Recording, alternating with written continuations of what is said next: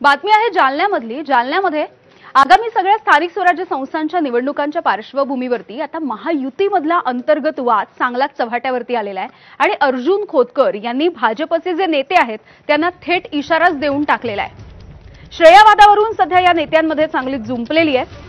शिवसेनेचे आमदार अर्जुन खोतकर यांनी माजी मंत्री रावसाहेब दानवे आणि भाजपचे नेते कैलास गोरंट्याल यांचं नाव न घेता थेट इशारा दिलेला आहे।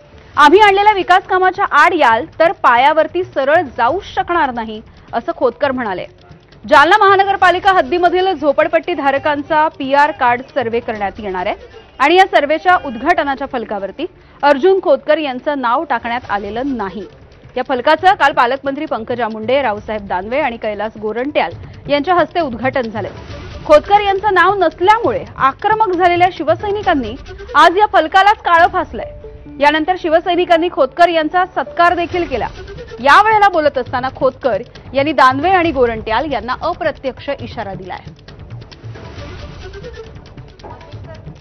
जर कोणी विकास कामाच्या आड, आम्ही आणलेल्या कामाच्या आड येत असतील, येतील ते तिथं कार्यक्रमाला, पण मग पायावरती सरळ जाऊ शकणार नाही। पायाने आणि त्या पायावरती सरळ जाऊ शकणार नाही।